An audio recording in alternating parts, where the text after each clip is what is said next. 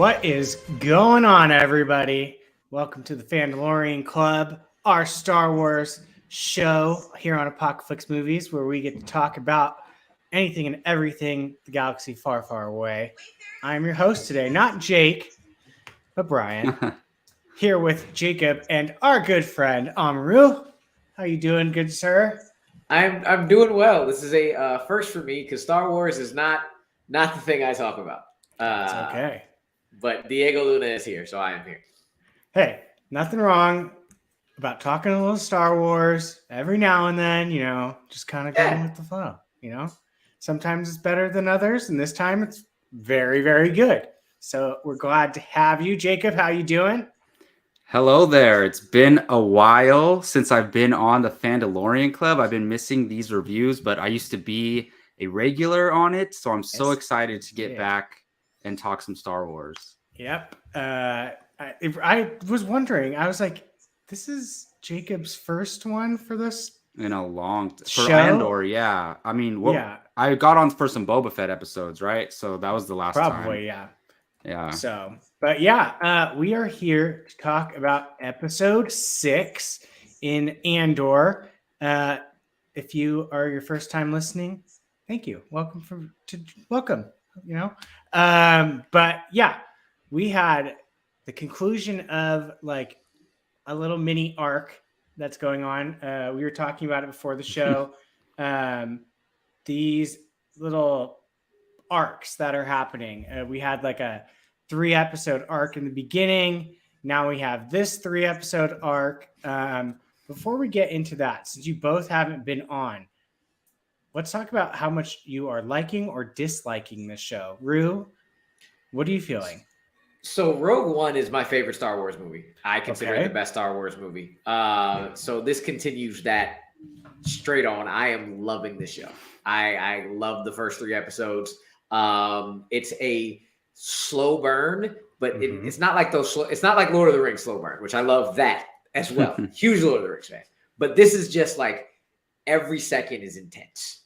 You're just like you cannot look away. If you're looking at your phone, you pause it, and then you look up and you play again because it's like every second is methodical and needed, and I absolutely have loved everything about it. I'm talking about the arcs. I was just thinking about like, yo, what happened to Adria Arjona? Where's her character? And then I realized, okay, they're gonna keep it in this world, and now I'm more interested in where they're going next.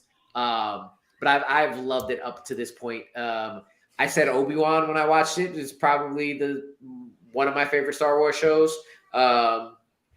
This is now there. It's probably like, if it continues like this might take Mando for me. Okay. Okay. So Mando's top tier for you then. Yes. Okay, that's fair. Jacob, what are your thoughts so far about Andor? Yeah, I'm laughing because like it's funny to me. A lot of people are like, "This is better than Mandalorian, hands down, no matter what." Like I'm hearing a lot of that out there, and I'm like, okay, pump the brakes. Let's see. You could say so far it has been for you, but yeah, I mean it is challenging it for sure. I mean, like I love Obi-Wan's my favorite character. I love the Obi-Wan series personally, but this is better. This is a better show, honestly, and it's a very different kind of show. And I remember Amaru saying that Rogue One is his favorite Star Wars movie. So I was like, oh, of course he's going to want to talk Andor. So that's interesting. And, there's some Star Wars fans, they prefer like the rebellion versus the Empire, the soldiers. They love that kind of stuff. And then there's other people who enjoy like the Force and the Jedi and the mystical elements. I lean more towards the Force side, but this show is doing it for me. I think it's spectacular. I particularly love episode 3. And I love this episode. I think episode 3 and this episode are the best episodes, which is funny because those are both the conclusions to each arc so far. You like a payoff. Yeah, I think the conclusions for each arc is what's doing it for me. But overall, like I just love the way that Cassian responds to things, and whether that's a conversation or whether that's in action. And he's very intelligent in his own way. You could see that brain working like at 1,000,000 miles per hour, and like he's just constantly having to make these split-second decisions, and I love that from Diego Luna. So it's been working well for me. I think the casting so far has been just fantastic. I think the acting, everything they have done so far has been top tier. Writing, the way everything looks, especially this episode. I've been saying with Jake, this literally feels like a movie that just like, okay, we're going to stop it right here. We'll see you guys next week. Like, we're just going to hit pause and you're going to start it the next part next week. And this episode especially, just I was just like, holy crap, this is Star Wars. Like, this is not some just HBO or Prime, just like random space show. Like, this is Star Wars being done like at top tier level. But let's just get straight into this episode. Holy moly. Visually, I don't think I've seen anything like this in a while. What do we think? Anyone talking about the sky? Everything. Eye? Well, hold on. You know what's funny to me? Both Lord of the Rings and Star Wars released an episode called The Eye. Like, did they back really? to back. The last episode of Rings of Power was called The Eye, but it's completely different. Like, obviously unrelated, but just funny. No, this episode reminded me of Udun episode. It's the culmination of everything coming together. But they did it a week later. Yeah, exactly. But no, it visually amazing. Like, special effects wise, it might be the best they've done on a Star Wars show, I would say. Yeah. I was absolutely blown away by how real the TIE fighter, like them loading like into the TIE fighters, getting in them, like unhooking and then taking off and stuff. Like, I was like, that looks real. And just like everything about it, I cannot get over how this show looks at times. What do you think, Ru? And what's amazing is if you've noticed in the last 3 episodes, except 1 or 2 places here and there, we've been in the same place. We haven't left. We've been in those mountains. We've been at that base. And it just like you're living in it. You can tell. Like if that is not on location, then they did a damn good job, because that is it looks amazing. It sounds amazing. Nicholas Britell and his music, especially this episode. So if it wasn't for trivia, I wouldn't have like paid attention to score or music or not as much unless I knew the song. But now I do pay attention a lot more. And this was the episode where I was like, you are kicking this music in. The combination of both of them just makes it. Makes it so intense. And the fact that it had that, like the entire series, especially this arc, is like it had a dark overtone, and then all of a sudden it hits all the lights, like it looks like Guardians of the Galaxy and shit. Like those lights, and that juxtaposition was beautiful. So let's just go straight into parts of it. What is a part that you want to talk about, Ru, since you are the guest? Random. It is not even that big, but what really has been cool to me is that as much as in both of the arcs we're really been getting into Andor or whatever, like he's dealing with at the time, especially in intense moments, both of them, especially this episode and kind of all of the last episode, has taken time to go back to like the natives. So it was his planet and his family cutting into the first 3 arcs. In this episode, there was no reason for it, but they just kept cutting back to the Aldani people and the ritual and the singing, and showing how important that is, and how that like just is a key undertone that you can't forget. And it seems like something so small, but I like latched onto that. It's like they're really, really digging into making sure they go back and see that like it's not just Rebels and Empire. It's everybody else that's around that as well. So I thought that was really, really interesting. I think it, for me, kind of built like suspense sometimes. Yeah, like, it did. When they're just like, things are happening and then you just go back to them chanting and you're like, oh crap. oh crap, this Yeah. is where it goes wrong or something, and then it goes back, and then I didn't even think about the fact that they had like a native tribe in the first one arc, then they have another one in this arc. So I'm curious, that might be like an underlying theme of these, like,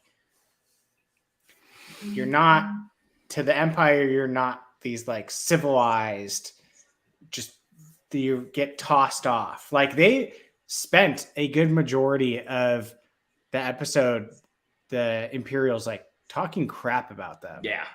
Like they called them disgusting, they smell, they're dumb, and like we hear them talk about how they basically trick them to give up their freedom by, like, they do this migration every single whatever event, and this time they didn't like force them into giving up their freedom. It's just, oh, we put a bar or some comfort area on the trail, takes away a certain amount of people. Then we do another one, takes away a certain amount of people. So they're eliminating this external threat or thing that's in their way. And I thought that was pretty, like, oh, okay. Like they don't always just wipe them out by killing them all.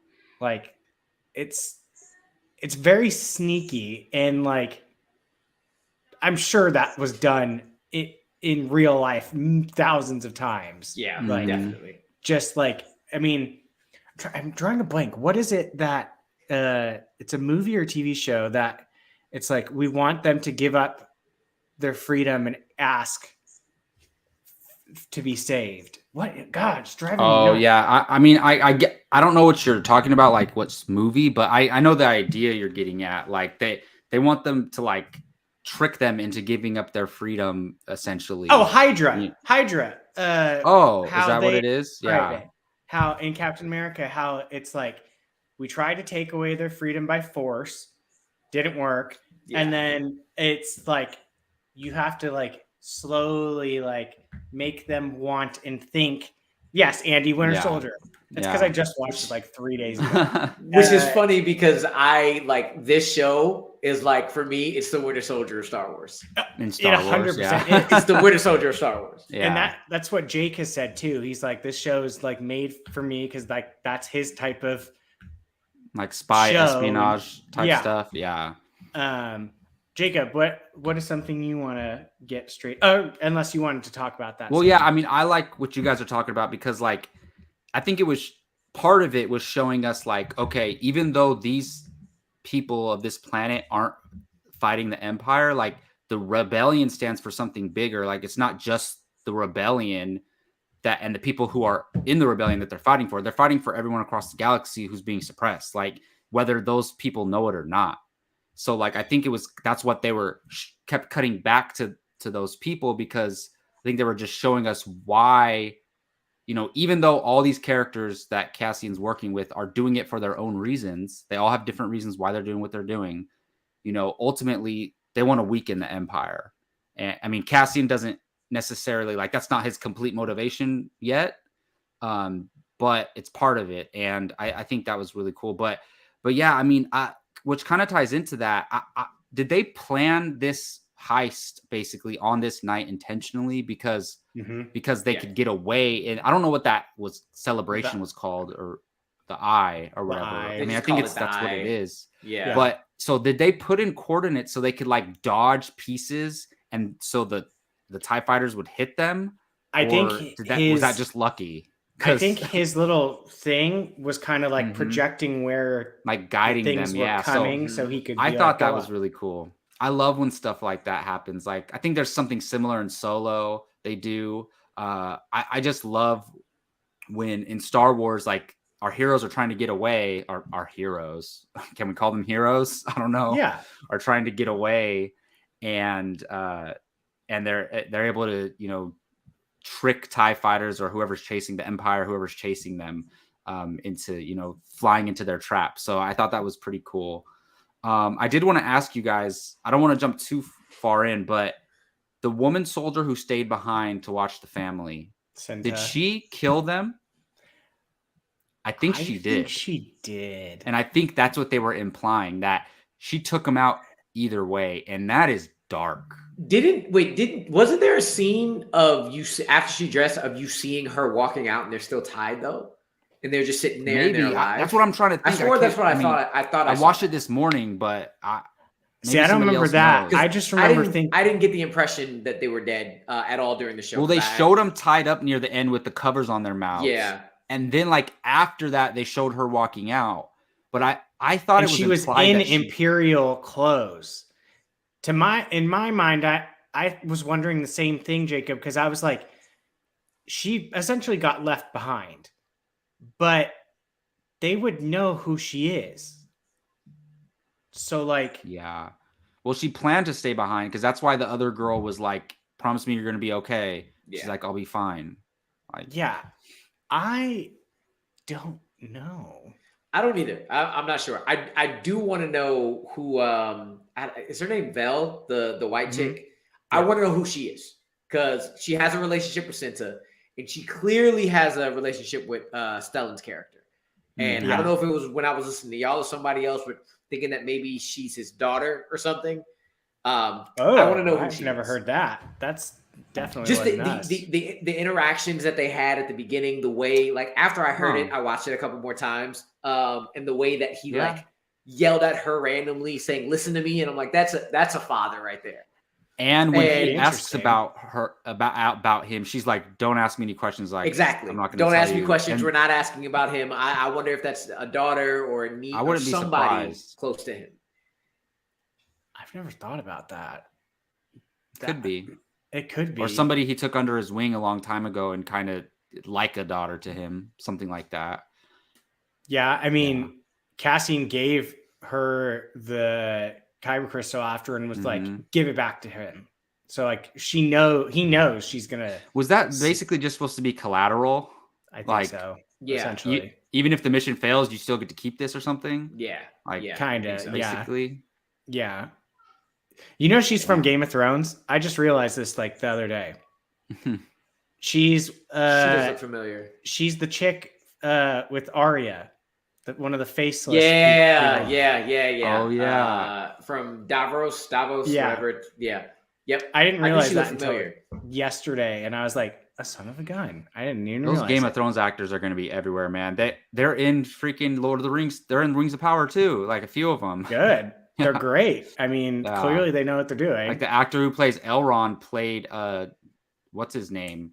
He played one of the Baratheons, or no, was it? I don't know. I think he played the Stark. Actually, the uncle Stark. Forget his name. I'm behind on Lord of the Rings, so don't ask me. The Waif. Thank you, Gordon. I knew it was something that I would not remember. What do we think about the heist in general? Because I don't know about you, but it kind of went successful. I mean, so like, when they first unclipped all that, I was like, how in the hell are y'all going to get all of that, all of those credits out of there? That is a hell of a lot of credits. That's what y'all don't have time for this. Mm-hmm. I mean, they walked out with 80 million. 80, yeah. Which that's a nice chunk of change. I can't really remember the last time I saw a heist TV show or movie and it went relatively well. I mean, people except everybody died. Except 3 like of them, people. half. I was at first like, nah, the black men, just the black men, they not going. That's okay. I noticed that too. I immediately after the second one, I went. The other thing though is they were the ones who used to work for the Empire. So he worked for the Empire and the other guy was a stormtrooper. So I took it that way too. But like, I can't not notice when black people die. Wait, when did the first guy die? They both died? Yes. And the thing is, I don't know if the first guy actually died or just got shot because nobody saw him after. Oh no, he could still be alive, but I assumed he might have died. Well, so okay. That was one of the things I was going to bring up. Skeen did not really protect his ass. like he shot one guy and then huddled, and the guy ran out and just Gone. Yeah. I mean, we later learned that he obviously doesn't give two rats. Yeah, I mean, I was looking for his name, but that to me that was the biggest moment of the episode when he takes him out like that. Yeah, because it just showed. Because if he didn't do it, that he was going to take them out. Like that's basically where that was going. There was a small part of me while he was talking about it. I was like, okay, either he's 100% trying to get away, crawl out of wherever over everybody by any means necessary, or is this a test? I was wondering for like half a second, is he testing him to see if he's still going to follow through with it?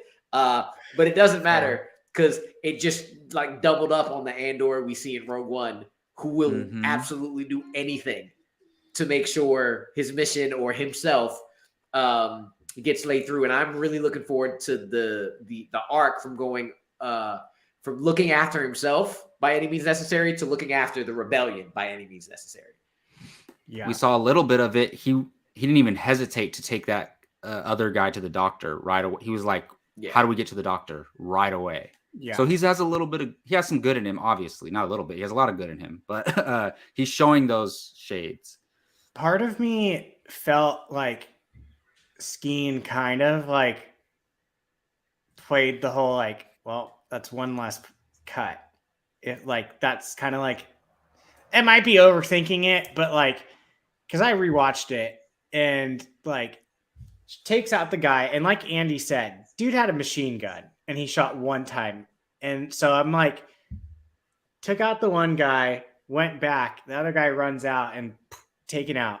I'm like, and then later's like, you take half and I take half. I'm sitting there thinking like, did he kind of maybe let him get shot? One less person to worry about? I'm sure. Yeah.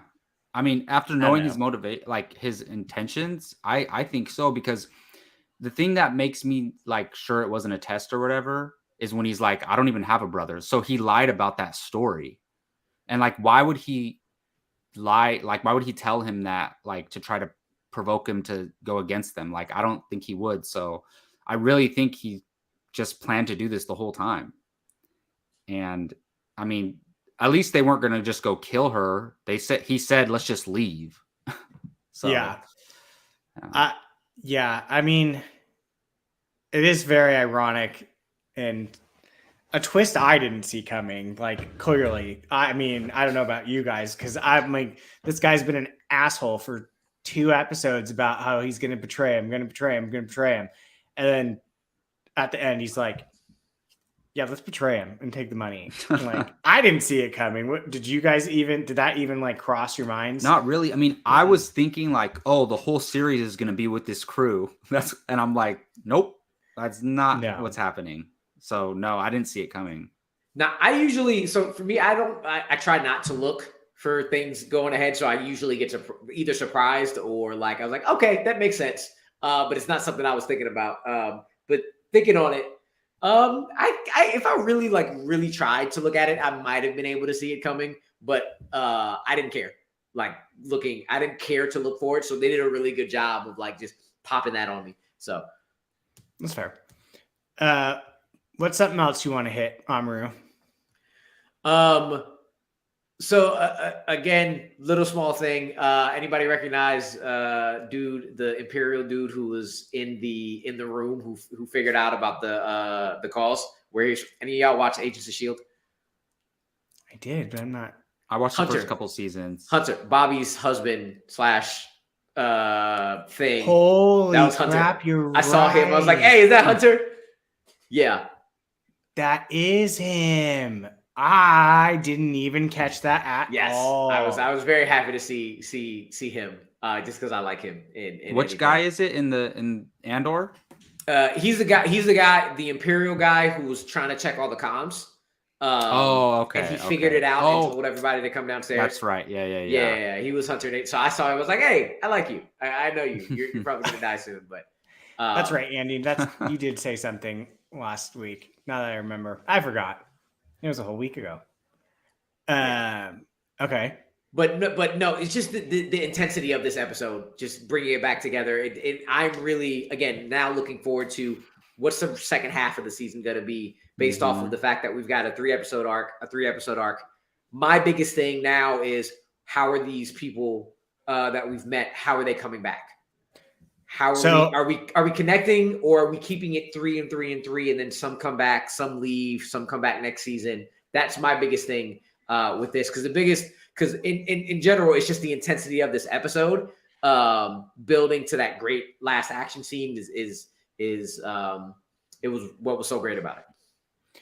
So let's talk about that then. I think there's some big key things that maybe will propel a future story. One being Nimic's journal.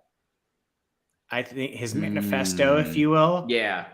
I think that could be something that we see maybe lead us with a little bit of a plot moving forward. What do you guys think? And by the way, his death was the one I was just like, oh, no. So many people have been calling that like, oh, we love him, so he's going to die. Oh, 100%. When it crushed, I was like, son of a... And I was like, give me hope. I thought that was really cool that like they gave you hope with him going to the doctor, and then all of a sudden, no. And that was even the doctor with 4 arms could save him. Yeah. But no, that manifesto will probably amount to something, which is really cool. So was that his? That was the guy who got crushed? Yeah. Oh, that was his, and he wanted Cassian to have it.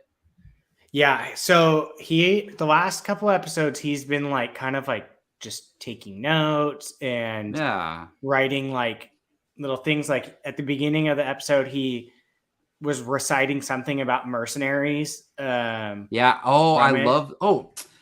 said he likes to write when he's stressed or when he's anxious. And then that's what he's been writing in the whole time. Yeah. I actually love their conversations, and we could talk about that. That was a beautiful conversation when he was like, the mercenaries are necessary for the rebellion.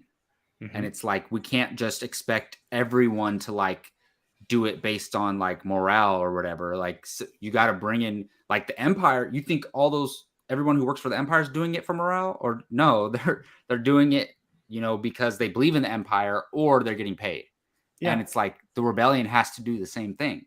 They got to pay people if they want to win this damn thing. And obviously they do. So I thought that was pretty cool. And I think it's going to motivate Cassian to continue working with the rebellion. Yeah. I mean, you definitely can't, like you said, just morality and expect to win these things. Yeah. I mean,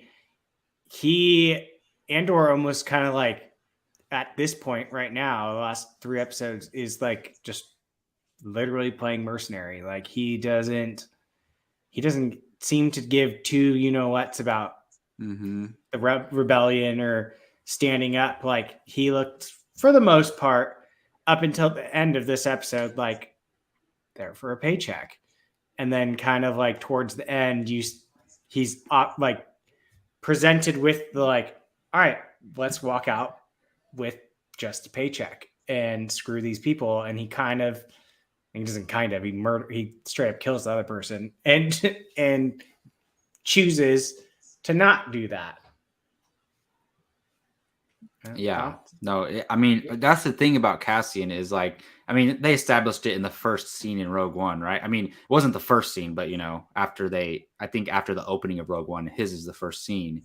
And they showed us like, this is what you got to do. And I kind of like that because, as you're watching this, you're like, what would I do in these situations? And it's like, I don't know if I'd be able to be that, do what Cassian does, get your hands dirty, even though it's for a good cause. So yeah, I mean, that's one of the best parts about the character. Yeah, I think it's really cool that we're approaching him from before we already know him. Because usually you're looking at these shows and it's after what you know him from, and you're like, oh, in Rogue One they established that he'll do whatever you need to do. Like he'll go into something following orders, but then he'll follow his gut based off what he thinks is actually right. Like when on Edu, when he was supposed to kill Galen Erso and then end up not doing it. But that's right. I'm like, and you see it here, but it's like this is before that. So like the manifesto is definitely going to be something that is like that first step into like you already see he'll do the right thing, taking him to the doctor. He'll continue to go on with the mission, and he'll kill Skeen to make sure everybody else is okay. But he's still doing it for himself. He's still doing it to get his money and get out. And that manifesto is definitely going to be that first piece where it's cool that he still has that same mentality. He's still going to do so many dirty and rotten and awful things for the rebellion, but what is going to be that step that changes his heart to go from for himself to doing it for the rebellion and actually wanting it to do it for the rebellion? Still the same. I'm getting in the mud with everybody, but the change in thought process on why he's getting the mud is going to be cool to see. Well, yeah, and what I realized is that he's a man of principles. So he could have taken all the credits. Like he strictly said, I'm taking my cut only. I'm going to leave you yours. I'm taking a ship and I'm out. Like he even said he'd pay for the ship. Exactly. That he needed to take. Bought a ship from the doctor and then took his credit. And it's like, we trust him to go back in the ship, only take his part and then leave. Like even she's like, oh, he's telling the truth. Like she eventually believes him. And like, I like that. It's like good or bad, he sticks to what's right. And like, or what the agreement was or whatever in whatever situation he's in. So I love that about him. I think that, yes, this manifesto is probably going to be something that we see maybe for the rest of this season. Looking forward to probably the next 3 episodes. What do you guys think we could be seeing? Like, do you think we're going to be looking at a time jump of more than a year? Do you think it's going to be a few months? Where do you think we're going after this little arc? Rue, I'll start with you if you want. I know somewhere between now and the end of the entire series, which I think is 2 seasons, is there will be like a huge time jump where like a year of his life leading up to the events of Rogue One. Immediately, I don't know if we're gonna see a time jump or big of a time jump. I think we're gonna get into Mon Mothma and Skarsgård character. I don't know what his character is. What's his character? That's fair. I forgot. Lucian. Luthen. I always want to say Lucian, but it's Luthen. I think we're gonna get into how Mon Mothma and Luthen are really, really like into this. Like we know a little bit more about Luthen. We know he's kind of like weirdly reminds me of the Hunger Games. Like he's one of the plants in the Capitol with the regalia and getting close to everybody. That's a really good comparison that I never thought of. Yeah. He just looks like a guy from the Capitol who's going in there and puts on the face. But I think it's more than that. I think there's got to be more than that. But I really want to know. I'm starting to get to know Mon Mothma's like key point into it because she is so important in everything from the original trilogy all the way through. So knowing more about her and seeing more about the way she has to deal with being inside the Empire, I think that's gonna be where we're going next. I also hope we go back a little bit to his adopted hometown. I want to see those characters back. I want to see B2 Emo. I want to see Nyx. I want to see his mom. Kind of want to see the effects after that of them. So that's funny because that's exactly what I assumed would be coming next. I don't know. I mean, mainly because it's probably not been a huge focus. I completely forgot about Mon Mothma story until 5 seconds ago. That could be. We could get a Yeah, heavier. we didn't really focus on anything other than the heist in this episode. Yeah, until the very end. Yeah. What do you think, Jacob? Moving forward. Yeah, I mean, I'm very fascinated with Luthen. Like, I want to know more about this guy because we've seen people in Star Wars kind of play two different roles and like they kind of change themselves up a little bit, but he did a complete transformation going into like his political role and his like rebellion undercover role. Like, what is he really like? Like, is he more closer to the rebellion undercover role? Is he more closer to that politician type guy? So we'll see, but I did like how he's, playing, he's kind of manipulating everybody on both sides in a way. But I just want to know more about him, know where he's going. He's the only side character that was like a prominent part in both of the arcs so far. Mm-hmm. So is that going to continue? We'll see. And it's going to tie in obviously to other characters. But yeah, I really want to see where they go with him. Like he was so excited at the end of the episode. So he doesn't even know how it went. He just knows that it happened. Which is cool because like literally it was the next day, just some dude in the shop comes in and says, "Do you have any Aldani stuff? Because some crazy stuff just happened." And that's literally how he finds out. Like, he didn't hear anything from Vel, nothing. It's just like, holy crap, they pulled it off because if it wouldn't have, A, the Empire probably wouldn't have said anything. You would have never heard about it.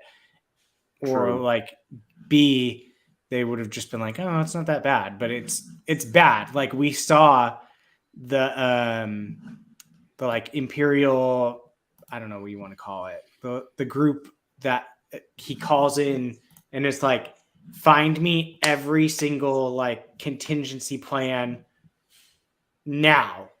So I think Andy brought up something that I think may be probably what we're looking at. He says if there's a time jump, it will be a small one, but I feel like the ending setup, the Aldani raid is going to have a lot of fallout. The Imperial chick that we kind of followed a little bit is probably also going to have a big her arc is coming too. Yes, that's it. ISB, the Imperial Security Bureau. Yes, that is probably fair to say. I bet you that's when you'll get her story. I'm sure she's gonna meet up with Cyril. That's who I'm wondering about because we just left him in a puddle of his own sadness and pity, and he's got to go somewhere after eating all that cereal. We just can't leave him with a bowl of cereal doing nothing. Yeah. No. Yeah. I'm curious how they connect those two because all signs are pointing that those two are going to meet up at some point. He's coming back for sure. Yeah. So, I'm curious to see how maybe like this was my suspect. This is probably your suspect. Like they put the two together. She's going to go find him because she's on a mission now because she's going to come up and like, I told y'all something was happening. Here it goes. And he's the connection. He's like he's the connection. So that's probably her next mission is like, let me find out what happened here and go from there. She'll probably get like the records of like who was in charge of that operation and find him and blah, blah, blah, blah, blah, and it spiral. That's a good point. I didn't think about that. I think it's safe to say that will probably happen because we're at the halfway point of the season. And think about it seemed fast, but remember we got the first 3 episodes right away. Exactly, yeah. So now we have twice as long. Yeah, this is for week the rest 4. It's crazy. I tend to think as far as Cassian, he'll probably go back to what is it, Ferrix? Like where's mom? I think so. Something like that. I think that's would he though? Because I think he's smart enough to realize it's probably not a good idea. Yeah, I don't think so. I don't think it's safe. But where is he gonna go though? Or does he go to the moon Remember was he mentioning a moon planet, Skeen? Maybe he goes there. There's a moon planet like 7. He's like, I know somewhere we could hide out. Maybe, I don't know, look, Cassian, he's a smart guy. I'm sure he has a plan. Obviously, he's going somewhere. He's just gonna coast in the stars. Who knows? Yeah, the only two people I could think he could find a way back to, because it's the only part, it would either be Nyx or Luthen. One or the other. And I would assume he doesn't want anything to do with Luthen right now. Yeah, Nyx seems the most like obvious, like, and kind of like who I feel like most people want to see again. Yeah. We need to see as much more of her not in Morbius as possible. Yeah, her, and wash then that away. She's the girl from the first 3 episodes, right? The one whose boyfriend got shot. Yeah. Bix, thank you, Gordon. Oh, that's right, it is Bix. Yeah, thank you. I need to see more B2 emo, personally. Those droids, man. Yeah, we definitely. We talk about 2 Harry Potter actresses now. We got Fiona Shaw. Andor's mother is Aunt Petunia. Yeah. Cyril's mother is Mrs. Fig. It's Catherine Hunter. Oh, that's right. So they're just pulling it from everywhere, which is cool. So we're just going all the fantasy genres, just like, let's just reuse this person. Yes. I mean, I'm not complaining. I mean, there's so much content; it's gonna happen. 100% now. Yeah. Anything else anyone wants to jump at? Anything that they feel we didn't hit or discuss? I mean, it was a pretty straightforward episode, to be honest. Like, they, mission, get it done, and then like just a kind of a tag at the end in a way. Did we even see Mon Mothma in this episode at all? The very end, when she was at the end, yeah. She was. She was there, right? Yeah. She was doing her presentation, and then started to realize that something was happening. Yeah, I love those. I love the way their political meetings are set up. I mean, we got those in the prequels, right? Like the way those halls are set up. The Senate chamber. Then, do they just not exist anymore after the original trilogy? Once, I would assume he just kind of ends it at the start. Well, I guess there's no reason to have meetings, right? Because just everything the Emperor says. It's not it's no longer the Republic, it's the Empire. Yeah, once the Death Star is built, it's lights out. Like, it's like, what are they going to do? Anything else? Anyone else have anything about the episode? I think that we hit everything. I'm gonna hit again. Nicholas Patel killing it with the music. For sure. The music was definitely great on this episode to keep the intensity up. Yeah, it's I would say probably my favorite episode so far. Because it kept the intensity of the other ones while putting action in there, but the action didn't come until like 35 minutes into the episode. And I guess the only other thing, why did Vel wait? So what was she so cautious about when they were jumping? Because when they were go, she was so like gung ho and we're getting this done. But once it hit, was that just nerves, or was there? I was wondering, was there something else where she didn't want to go on that? I was wondering that too, like, because I was thinking, like, is she just afraid to jump, like, just bungee jump? But then I was like, that's or just scared for the mission. Dumb, but like, I think she just literally was like, holy shit, we're actually like doing this, and yeah, I mean, it might have been turning back. It might have been her first like real thing against the Empire, right? Like, obviously she's done jobs and stuff before, but it might have been like, okay, we're actually doing this. Because I know that's an important moment in the episode. I'm glad you brought that up because we didn't talk about it. And they made sure it was like a good 30-45 seconds. It was a while straight on her face of her like contemplating, and like we don't know what she's thinking exactly, but maybe she was just scared. I mean, because she was very like assertive and brave like before that. So like maybe it was just to show that like, hey, even these people who look and act tough, they really are scared too, but they got to do what they got to do. But I feel like there's something bigger to it. Honestly, I think there could be. I mean, Andy says for the whole mission, it goes off what Cassian was saying last episode. It's natural to be scared. I mean, that's fair. I mean, they did make that like a point in the episode to talk about that. Mm-hmm. Yeah, I think she probably just was like, holy crap, like this, there's no turning back. Yeah. Like once this is go, it's go. Mm-hmm. Yeah. So- Did we know? So the other officer who was like that they met up with and like was in charge, right? Did we know that he was in on it until he came in the room? Oh yeah, we knew that he was in on it already. He brought them the clothes and stuff. Oh, okay, that's right. Yeah. He was there since not day one at the. So that was just a surprise to the other Imperial officers. Yes. Like, yeah. Man. Well, because that scene when the soldiers walk in, they're like, "What's going on here?" That was intense. Yeah, I mean the hold your breath in this episode was just masterfully done because it happened so many times. The suspense.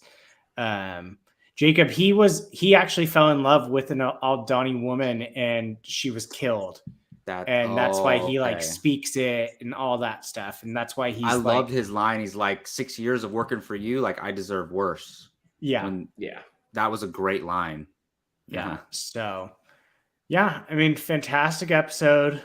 I mean, clearly, I don't know about you guys, but every time I watch this, I feel like I'm watching a movie. Like literally just me too. Yeah. Like you can watch these arcs and they're like mini movie. Well, not even mini movies. It's like 45 minutes each. So yeah. And I think these arcs are going to help where it actually, even though you feels like you're watching a movie, it still also is like, this is a TV show.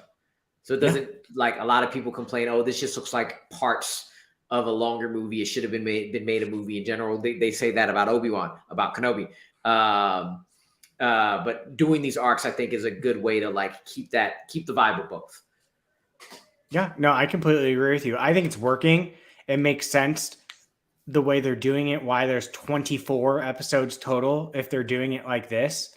I mean, you get 8 individual little arcs telling an important part of something that's going on in his life for the most part, at least. Yeah. And a lot easier to do the time jumps if you're doing it in threes.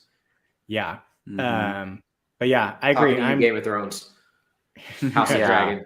Oh just God! Like, 20 years later, out of nowhere, boom! Like it's everyone's barely aging, but freaking Patty Constantine's like the crypt keeper by the end of it. But yeah, I think that's gonna do it. If anyone doesn't have anything else, no, I think that's it. Yeah, beautiful episode. Yeah, I mean, absolutely, yeah. It's been a masterclass of storytelling so far, and we're halfway through season 1, if you can believe that already. Feels like a real season of television, like not 6 episodes. I know. Remember when we used to get like 25 episodes for like a normal TV season? Agents of S.H.I.E.L.D. That's why there's so many. Like Arrow and Flash early years. It was like all that, yeah. It's wild. Rue, would you like to tell the good people where to find you, sir? Yes, it's pretty easy to find me. I'm Adu Moses. I have a very unique name. Twitter, Facebook, and Instagram. But also, as always, bitesizebreakdown.com. We are also on Facebook, Twitter, and Instagram. If you just type in Bite Size Breakdown, or if you just follow me, it's basically all I post. We just got started writing, releasing our TIFF, because we were at Toronto International Film Festival. So articles about TIFF, those movies that came out then. And we also just added a very important person to our roster, a great person, one Mr. JTE. He's now an official member of Bite Size Breakdown. That's awesome. Check out our YouTube channel too. He just did One Gotta Stay for us, the last episode, one of the semifinals. And hopefully y'all will recognize some people for the next semifinals of One Gotta Stay. Check it out there. Could be interesting. And you'll be with us tomorrow for I will. She-Hulk's finale for Marvel Rewind. Jacob, as you can see back in my realm. Yes. You just reminded me that I get to at midnight. I get to watch the season finale of She-Hulk. I'm staying up. There you go. Yeah, you can find me on Twitter at JacobBarley824. And I'm also I think so. I'm gonna be on Rewind tomorrow, right, Brian? Yeah. Yeah. So I'll also be on Rewind tomorrow talking more She-Hulk. So yeah, come back. Can't wait to see you guys then. Yeah. So that is gonna do it for this episode of the Fandalorian Club. Thank you, as always, for joining us. We love talking to you guys. Check out Marvel Rewind tomorrow, where these beautiful faces will grace your screen one more time. But until next time, see you guys later. May the Force be with you.